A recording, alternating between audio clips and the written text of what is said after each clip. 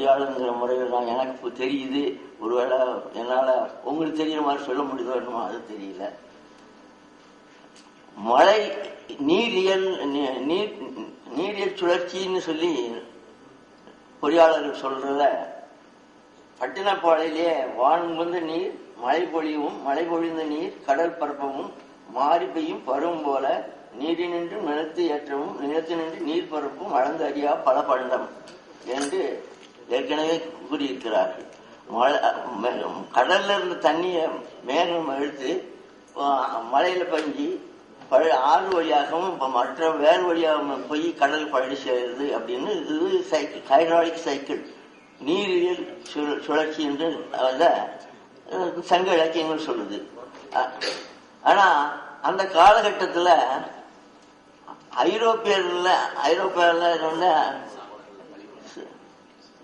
Aristotle jails என்ற அறிஞர்களுடைய தத்துவ பிரகாரம் பூமிக்கு அடியில போய் பூமி தண்ணி உறிஞ்சி மேல கொண்டு போய் அப்படி பெய்யுதுன்னு சொல்லி அவங்க சொல்லிக்கிட்டு இருந்த நிலை இருந்தது. நமக்கு நல்லா தெரிஞ்சிருக்கு. மழை பெய்யறதுல வந்து ரெண்டு காரணம் சொல்றோம். ஒண்ணு சூரியனுடைய வெப்பத்தினால மேகத்துல நம்ம நீர் ஆவியாகி மழையில முட்டி மழை பெய்யுதுன்னு சொல்றோம். பாடல்ல ஒரு புறநாடு 160 உருகெழு ஞாயிற்று ஒன்கதிர் மிசைந்த முனிவுள் காணும் குழைப்ப கல்லென அதிர்வுறல் ஏரோடு துளி சேர்ந்து தாங்கும் என்று சொல்லப்படுது. அதே போல பரிபாடல்ல திரையிரும் பனிப்போகம் செவிதா அறமுகந்து உறவுறும் உடனாற்ப ஊர்வரை கொள்ளாது தரையடை குளமென கலன்று வான் வயிறழிவு அப்படின்னு சொல்லுது. இது கடைசி வரை ரொம்ப முக்கியமானதா இருக்கு. அதாவது கடல் நீர் குளிர்ந்ததே வெப்பத்தினால ஆவியாக போகுதுன்னு ஒரு சொல்றாங்க.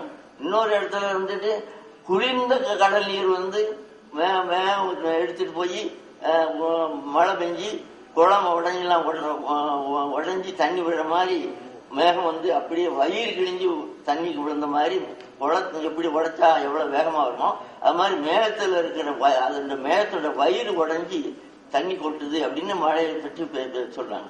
அப்போ ஒண்ணுக்கு ஒண்ணு முரணா இருக்கிற மாதிரி ஒரு தோற்றம் இருக்கு. ஆனா ரெண்டும் அறிவியல் கருத்து. அறிவியல் கருத்துன்னு எல்லாரும் ஒப்புக்கொள்ள வேண்டியது.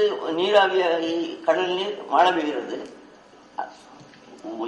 காற்றழுத்த தாழ்வு மண்டலத்துல இன்றைக்கு தினம் வானிலையில கேட்கிறோம், காற்றழுத்த தாழ்வு மண்டலம். அந்த நேரத்துல குளிர்ந்த நீரையும் கடல் மேகங்கள் எடுத்து செல்லக்கூடிய வாய்ப்பு இருக்கு. சோ இந்த இரண்டு அறிவியல் சார்ந்த இது மழை பெய்யக்கூடிய காரணத்துக்கு 2 அறிவியல் சார்ந்த பாடல்கள் சங்க இலக்கியத்திலே இருக்கு. இதுல குளம் உடைந்து போல மேகத்தின் வயிறு உடைந்துன்னு சொல்றாங்க. நாங்க தற்காலத்துல ஒரு குளம் உடைஞ்சு போச்சுன்னா ஏன்னு கேட்டா கிளவுட் பஸ்ட் அப்படிங்கிற வார்த்தை போடுறோம். கிளவுட் பஸ்ட்னு மேக சிதறல், மேகத்தில் படையிறது அவங்க அழகான ஒரு தமிழ் சொல் வயிறு அழிவு அந்த மாதிரி உபயோகிச்சிருக்காங்க. இந்த தண்ணீரை சேர்க்கறதுக்காக பள்ளங்கள்ல நீரை சேகரித்து ஒன்றுக்கு ஒன்று தொடர்பு கொண்டு சங்கிலி தொடர்ச்சியாக உருவாக்கி இருந்தார்கள். அதனால ஒரு ஏரியில தண்ணி அதிகமா இருந்தாலும் அடுத்த ஏரிக்கு போற மாதிரி தொடர் சங்கிலி உருவாக்கி இருந்தாங்க. அதே மாதிரி மலையில பெஞ்சு வர்ற தண்ணீரை ஆற்று நீரிலிருந்து பலவடிக்கு வாய்க்கால் வெட்டி அங்கே நீர்த்தேக்கங்கள் உருவாக்கி அந்த தண்ணியும் எடுத்து இது பண்ணாங்க. இந்த மாதிரி 2 வகையான வழியில நீரை எடுத்தது காரணமா இந்த மாதிரி ஒரு 3000 ஏரிகளை உருவாக்குனால வைகை ஆற்றில் உள்ள மழை பெஞ்சா ஆற்று தண்ணி பூராத்தையும் ஏரிகளுக்கு உபயோகப்படுத்தினாங்க. கடலுக்கு செல்லாத ஆறு என்று வைகைக்கு ஒரு சிறப்பு. அது வந்து தனி பாடல் ஒன்று சொல்லுது. நாரியிட பாவிற்கு நஞ்செடுத்த பாவி என்று வாரியிடம் புகுதாத வையையே வாரி இடத்தும் புறத்தும் இருகரையும் பாய்ந்து நடத்தும் தமிழ் பாண்டி நாடு அப்படின்னு சொல்றாங்க. இந்த படம் இருக்கு. அந்த படத்தை பார்த்தீங்கனால நீங்க ஆச்சரியப்படுவீங்க. அவ்வளவு ஏரிகள் வாய்க்கால் எல்லாம் ஆறு போல அந்த ஆற்றில் இருந்தா கடல் போகாது. கடமடைக்கே தண்ணி வராத அளவுக்கு மேல எடுத்துட முடியும். அந்த அளவுக்கு உருவாக்கியிருக்காங்க. மிகச்சிறந்த தொழில்நுட்பம் உள்ள ஆறு வைகை ஆறு. ஆனா இன்னைக்கு அதுல பல சிக்கல் பல தவறுகள் செய்யறதுனால அந்த மாதிரி இருக்கு. பொதுவாக இந்த ஏரியெல்லாம் வெட்டப்பட்டதல்ல. அது பள்ளங்கள்லாம் இது பண்ணணும்னா அதுங்கிறது தான் நிலநெளியும் ஒருங்கி நீர்நிலை வருக தட்டோரம்மா இவன் தட்டாரே தள்ளாதார் இவன் தள்ளாதாரே என்ற புறப்பாடல் சொல்றது பள்ளங்கள்ல பண்ணணும்னு சொல்லி. இந்த பள்ளங்கள்ல பண்ண ஏரியில் ஒரு 2 ஏரிகள் பிரபலமான ஏரியில ஒன்று காவேரி பாக்கம், வேலூர் மாவட்டத்தில் உள்ள காவேரி பாக்கம் ஏரி. 2 மேட்டு நிலங்களை கொஞ்சம் சற்று வளைவா ஒரு கரையை போட்டு கேட்டிருக்காங்க. அந்த இடத்துல உள்ள ஓடை இதுகளில் வாய்க்கால்களில் வருகின்ற தண்ணீர் அளவு மொத்த கொள்ள அளவில் 33% விழுக்காடு தான் அங்கே கிடைக்குது.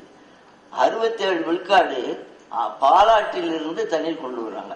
இதில் என்ன தொழில்நுட்பமாக இருக்கு, என்ன அறிவியல் இருக்குன்னு சொன்னா, இடத்தேர்வு செய்து ஒரு ஏரியை உருவாக்கணும், எவ்வளவு கொள்ள அளவு உருவாக்க முடியுமோ அந்த அளவு பண்ணி தண்ணி எங்க கிடைக்குதோ அங்கிருந்து கொண்டு வர்ற அளவுக்கு சிறந்த தொழில்நுட்பத்தை உடையவர்களா இருந்திருக்காங்க. அதே மாதிரி தூசி மாமந்தூர் ஏரி மலை 2 மலையும் இப்ப கட்டுற டேம் கட்டுற மாதிரி நேர் ரோட்லயே கரை அமைச்சு 3 பக்கம் 4-5 உயர்ந்த இடத்தை இது பண்ணியிருக்காங்க. அங்கேயும் பாதி 58 விழுக்காடு ஆற்றிலிருந்து வருது. இந்த 2 ஏரியிலையும் ஒரு தடவை ரொம்பனா 14 மாதங்களுக்கு தண்ணீர் தேங்கி இருக்கு. இன்னொரு இதுல தூசி மாமந்தூர் ஏரி மகேந்திர பள்ளம் கட்டினதுல 18 மாதங்களுக்கு தண்ணி இருக்கும். ஒரு இடம் ஏரி நிரம்புனா அந்த அளவுக்கு அவ்வளவு பெரிய இதுல கட்டியிருக்காங்க. இது எதுக்காக இந்த மாதிரி இவ்வளவு பெரிய ஏரி ஒரே கட்டி பண்ணுன்னா, பல்லவர் காலத்துல சண்டை நடக்கும். சண்டை நடக்கும்னா பயிர் தொடர்ந்து உற்பத்தி செய்துட்டே இருக்கணும். அப்படி உற்பத்தி செய்யறது பண்ணாக்கும் அவனை எங்கேயும் வச்சிருக்க வேண்டியதில்லை. வேணுங்க உணவை படை வீரர்களுக்கு அனுப்பக்கூடிய அளவுக்கு இருக்கணும். அப்படிங்கிறதுக்காக பெரிய ஏரியத்துண்டு 3 போகம் எடுக்கிற மாதிரி அந்த இதுல அவங்க உருவாக்கியிருக்காங்க. இந்த பகுதிகளில மற்ற பகுதிகளில் அவ்வளவுக்கு பண்ண மாட்டாலும் இருக்குது. ஏற்கனவே சொன்ன பள்ளத்தை பாதுனா பண்ணணும்னு புலவர்கள் சொல்லியிருந்தாலும் சரிவுகள்லையும் ஏரியை உண்டாக்க முடியும் அப்படிங்கிறது அந்த தொழில்நுட்பத்தையும் அவங்க தெரிஞ்சுக்காங்க. அந்த சங்க காலத்திலேயே தெரிஞ்சுக்காங்க. அதுக்குரிய அடையாளங்கள்லாம் இருக்கு. திண்டுக்கல் மாவட்டத்துல ஆத்தூர் என்ற கிராமத்துல ஒரு கரை இது பண்ணி ஒரு ஏரி உருவாக்கி 2 தடுப்பு சுவர் மாதிரி 2 கரை விட்டுது. 3 அடுக்கு ஏரி மாதிரி கட்டிடத்தான் 3 அடுக்கு 4 அடுக்கு 5 அடுக்குங்கிற மாதிரி இல்லாம ஒரு ஏரியிலேயே 3 அடுக்கு, ஒரு தண்ணி இருக்கு, ஒரு மட்டம், அடுத்த ஏரி, ஏன்னா அது நில சரிவா இருக்கு, அடுத்த ஏரி தொடர்ந்து இருக்கு. ஆனா அதுல இருந்து கிடைக்கக்கூடிய தண்ணீர் ஒவ்வொரு பரப்பு அளவுக்கும் எல்லாம் ஈக்குவலா கிடைக்கிற மாதிரி இருக்கு. இதேதான் ஒரே ஏரியை கட்டியிருந்தா அந்த மேட்டு மடை பள்ள மடை இருக்கு, ஏற்றத்தாழ்வு இருக்கும். அந்த மாதிரி இல்லாம ஈக்குவலா கொடுக்கிற அளவுக்கு மிகச்சிறந்த ஒரு தொழில்நுட்ப அடிப்படையில செய்திருக்கு. கபிலர் பாடியிருக்கிறார். அந்த ஆட்சி கபிலர் பாடியிருக்கிறார். அறையும் குறையும் மணந்தலைய என்னால் திங்கள் அணைய கொடுங்கோல் தண்ணீர் சிறுகுளம் கீழ்வது மாதோ தேர்வன் பாரி தன் பரம நாடேன்.